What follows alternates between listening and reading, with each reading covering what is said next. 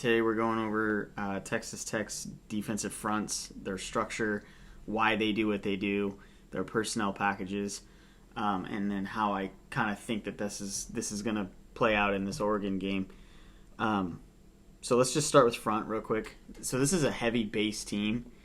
So base basically means for these guys it's 3-4.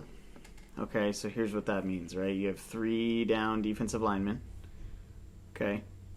And we have 1, 2, 3, 4 linebackers. Okay.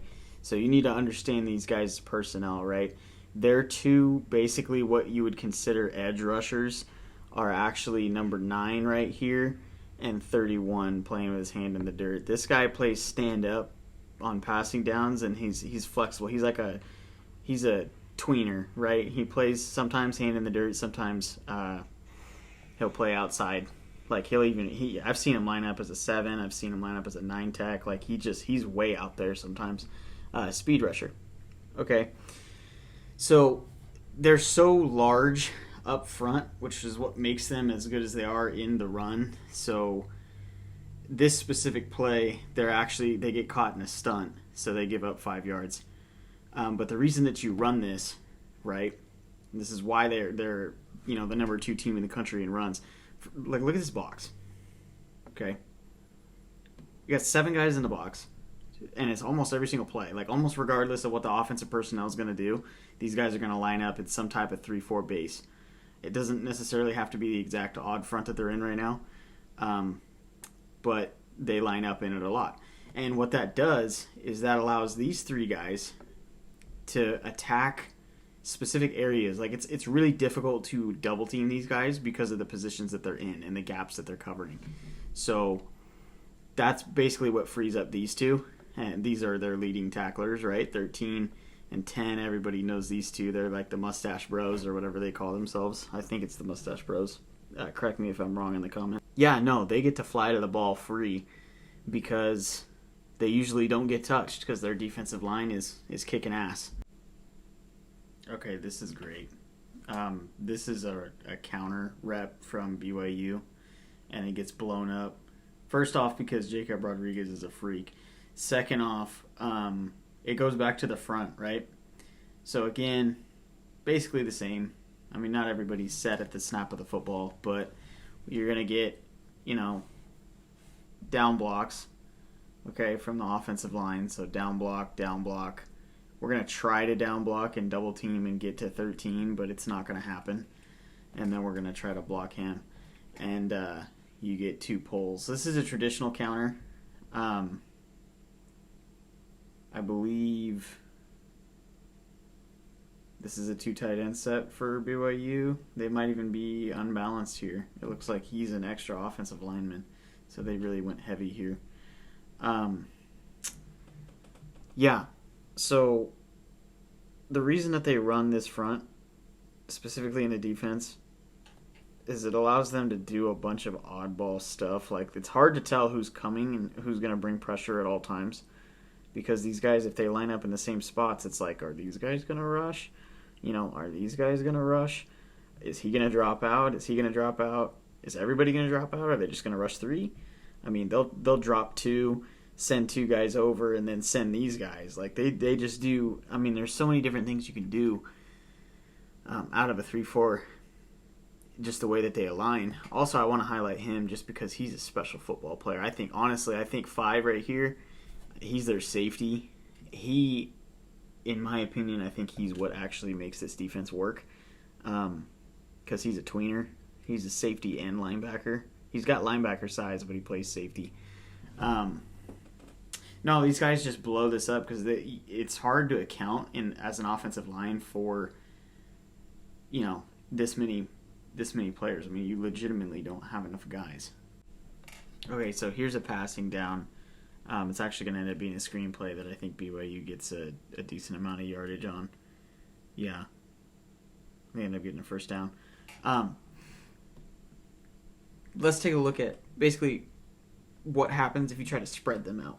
Like, here's how Texas Tech responds, right? Because you would think by looking at this, it's like, oh, they went nickel. Well, actually, no, right? They're still in base. So they just bumped. This is number 6. Okay, he's still an outside linebacker, right? So it's still that 3-4. So let's take a look at it, right? So it's still, this is one of their backup linebackers. This is number 9, 31. So again, these two are their like crazy edge rusher speed guys. And then you still have your interior, so you're playing with a true nose. Here's the hybrid freak 5, right? They're still playing base. So even though BYU's in a 2x2 spread, I think that's the tight end, which is why you'd have the linebacker over here. Again, inside leverage. So, no, even 11 personnel, they're still going to play base. And I think it's just because these are the best players they have on their team. They just don't rotate, like most teams would match personnel. These guys are just like, we're rocking with our best players. So this is a really interesting way to get to a cover 3 match, basically. So it's going to kind of look like man off snap, right? This looks like man, this looks like man. They're actually going to be matched up if those players go vertical, so they really are in man. But this is still base personnel, right?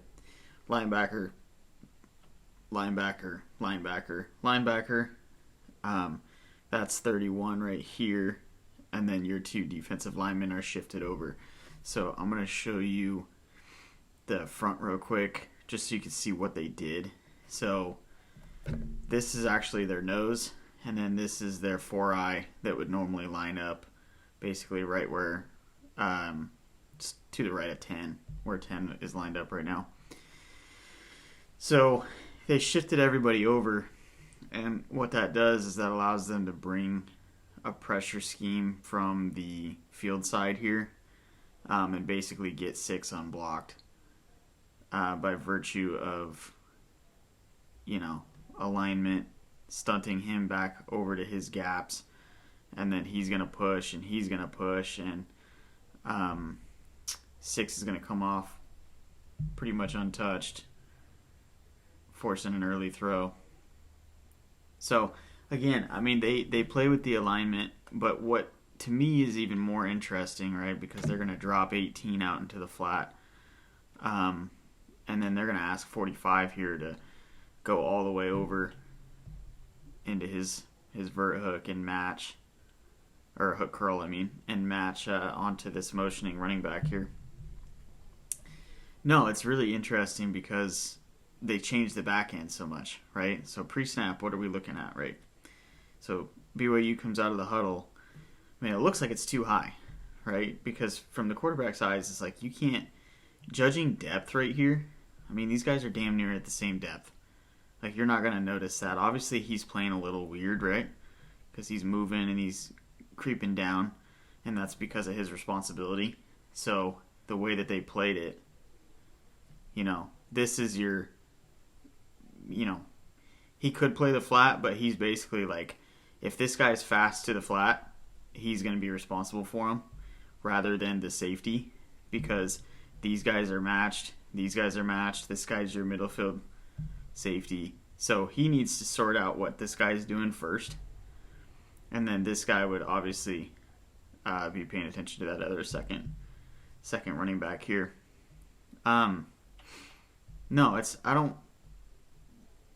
It's just really interesting what they do. They basically change the front for you on these passing downs, but they also switch the back end up, and it's just such a bang thing that it forces quick decisions, and usually that plays into their hand, and that's kind of how you work around the speed disadvantage, because depending on the team that you're playing, you are going to have a speed disadvantage if you're sitting in base personnel the entire time. So, yeah, you have to change the picture to get them to either make mistakes or make decisions faster, so it's not as big of a deal. Okay, I switched this over to the Arizona State game, so I'm going to start showing you guys kind of the things that I think that Oregon is going to do. We're going to look at Kansas State after this as well. But before I do that, I want to show you something interesting that stood out to me just from an alignment standpoint. So they're in a zone drop coverage here. This is actually number 5. So usually, if you're in a condensed formation, like boundary side, And just judging by what ASU's got going on here, like all of their threats are field side.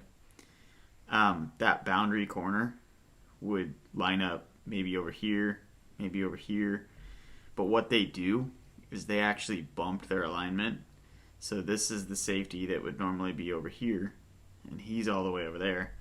And then their boundary corner is now right here. So that allows that one tweener, number 5 here, to come down and play in the box as that +1. So he would, depending on the formation and depending on how they want to align. So this is their force defender, but some of these plays, he would be their force defender if they continue to do this. Again, just based on what the other team does and how they want to match up with it. I just think it's really interesting because they're using 5's ability to basically stick in the run. And his size, I think he's like 6'4", 215 or 220 at safety, just as an add-on in the box. And again, it's another one of those reasons of like, wow, these guys are really good in the run game. Well, they always have plus numbers, and they fit hats. You know, they have the right body sizes in the second level.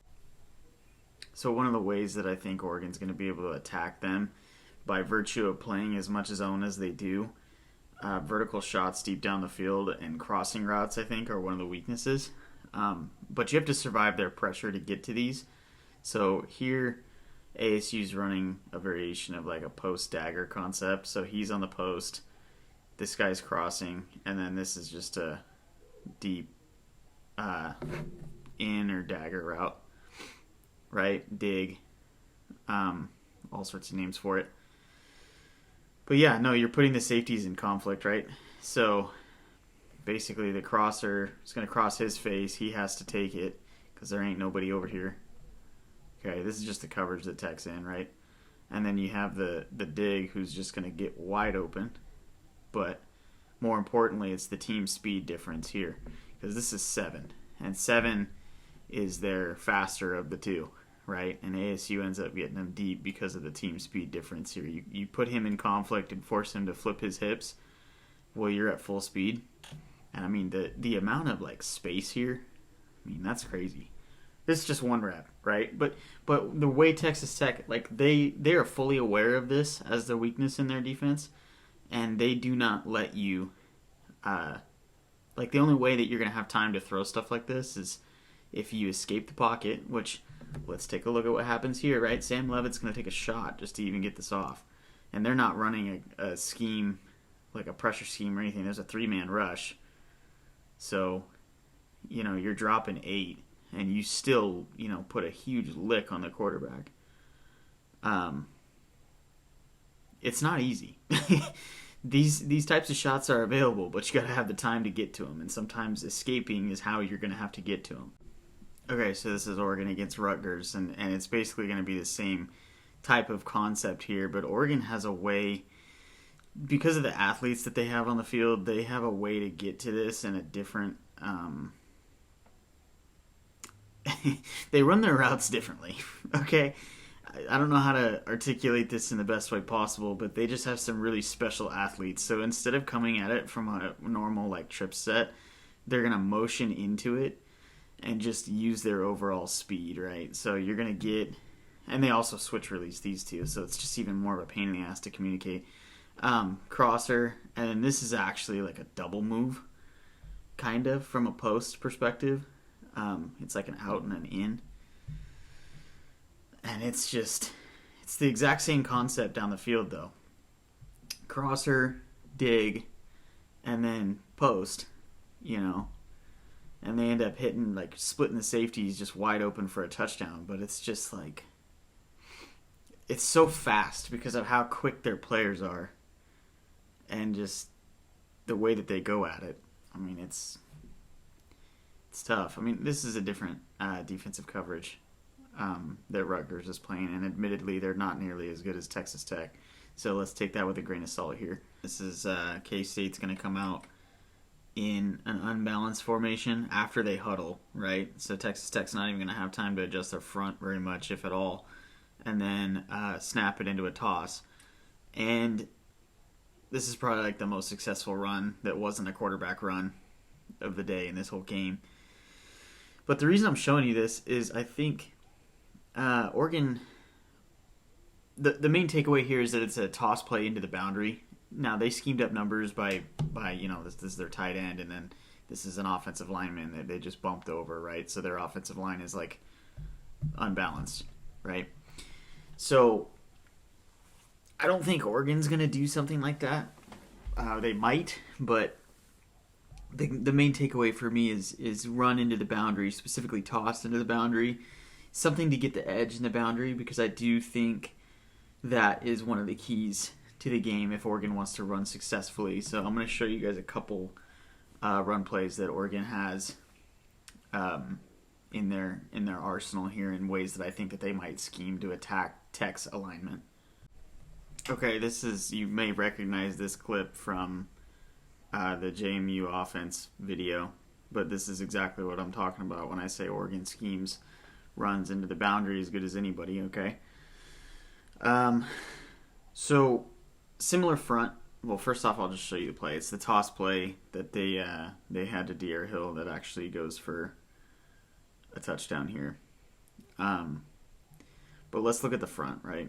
So first off, JMU's his own team, just like Tech, just in a different way, and they're not nearly as good. So let's get that out of the way. No offense to JMU if your fans are watching this video. Similar front. I mean, it's a little bit different alignment. They bump their outside guys, but they do have a true nose. Linebackers are back here. They have one in the gap right now, and I think it's just strength alignment to the offense. And basically the motion, zone teams are going to do this where they don't travel when you motion. So we bump alignment to handle threats to the field side, right? And that's what allows the play to just break loose. I mean, it delivers the blocks to the offensive players by bumping alignment. And all zone teams do the same thing because you have to, right? Like you're not gonna travel your boundary corner all the way across the field and then bump these guys out this way. That's just not, like, you don't do that. Generally in college, you don't do that. I mean, I've seen NFL teams do weird stuff like that, but